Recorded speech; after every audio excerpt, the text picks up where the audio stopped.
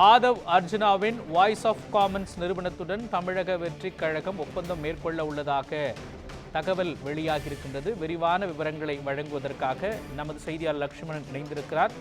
லட்சுமணன், இந்த தகவல் குறித்த முழுமையான விவரங்களை நீங்க பதிவு பண்ணலாம்.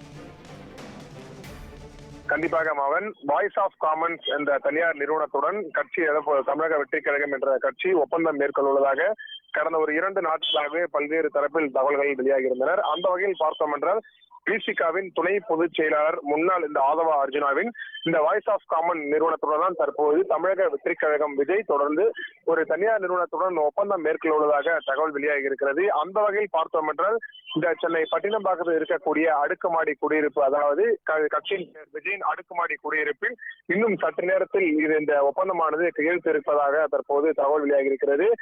சற்று நேரத்திற்கு முன்பாக பார்த்தோம் என்றால் கட்சியின் தலைவர் விஜய் மற்றும் பொதுச் செயலாளர் புஷியானந்த், மேலும் இந்த துணை பொதுச் செயலாளர் முன்னாள் துணை பொதுச் செயலர் ஆதவ அர்ஜுனா உள்ளிட்டோர் தற்போது வருகை தந்தனர். அதன் தொடர்ச்சியாக இந்த ஆலோசனை கூட்டமானது தற்போது இந்த தனியார் இதுவில் நடைபெற்று வருகிறது.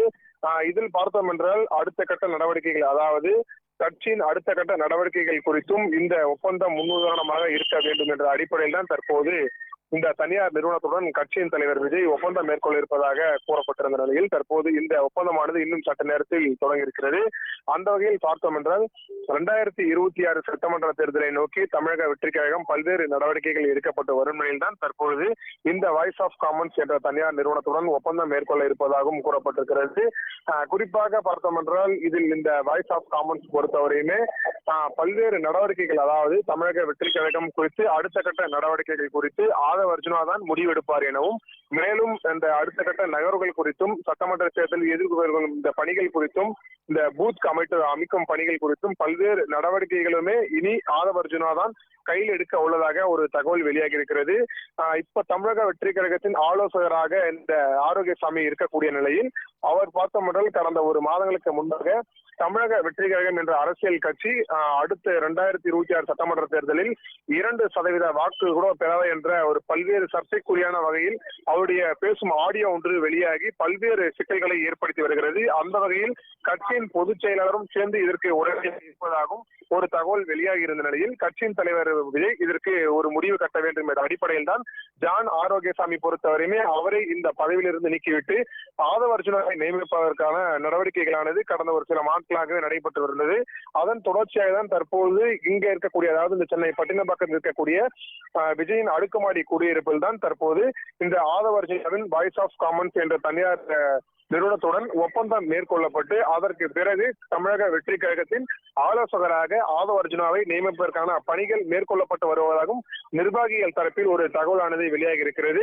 இந்த அடுத்த கட்ட நடவடிக்கைகள் பொறுத்து பார்த்தோம் என்றால் 2026 சட்டமன்ற தேர்தல் பொறுத்தவரையுமே பூத் கமிட்டி அமைக்கும் பணியானது தீவிரமாக நடைபெற்று வரக்கூடிய நிலையில் பூத் கமிட்டி உறுப்பினர்கள் பொறுத்தவரையுமே 5 பேர் கடந்த 2 நாட்களில் இருந்த நிலையில் மேலும் ஒரு நிர்வாகி என ஒரு பூத் கமிட்டிற்கு மொத்தம் 6 பேர்கள் நியமனம் செய்யப்பட்டிருக்கிறதாகவும் குறிப்பிட்டிருந்த நிலையில் அந்த வகையில் இந்த பூத் கமிட்டி எந்த அளவிற்கு செயல்பட்டு வருகிறது, மேலும் இந்த பூத் கமிட்டி அளவை பொறுத்தமானால் இந்த ஏப்ரல் முதல் வாரத்திலிருந்து ஆய்வு மேற்கொள்வதாகவும் 234 சட்டமன்ற தொகுதிகளுக்குமே நேரடியாக சென்று ஆதவ அர்ஜுனா இந்த பூத் கமிட்டிகளை குறித்து ஆய்வு மேற்கொள்ள இருப்பதாகவும் தகவல் வெளியாகி இருக்கிறது. இதில் பார்த்தோம் என்றால் இந்த சட்டமன்ற தேர்தல் பொறுத்தவரையுமே அடுத்த கட்ட நகர்வுகள் என்னவென்று பார்த்தோம் என்றால் அனைத்து முடிவுகளுமே பொறுத்தவரை ஆதவ அர்ஜுனா தான் இனி முடிவெடுப்பார் என்ற அடிப்படையில் தான் தற்போது அவருக்கு பதவி வழங்க இருப்பதாகவும் ஒரு தகவல் வெளியாகி இருக்கிறது. இந்த பதவி பொறுத்தவரையுமே அதிகாரப்பூர்வமான அறிவிப்பு இன்னும் சில நாட்களில் கட்சியின் தலைவர் விஜய் அறிவிப்பார் என்றும், மேலும் இந்த நடைபெறக்கூடிய இந்த ஒப்பந்தத்திலே அவர் இந்த தமிழக வெற்றி கழகம் என்ற அரசியல் கட்சியினர் இணைவதற்கான வாய்ப்புகள் இருப்பதாகவும் கூறப்பட்டிருக்கிறது.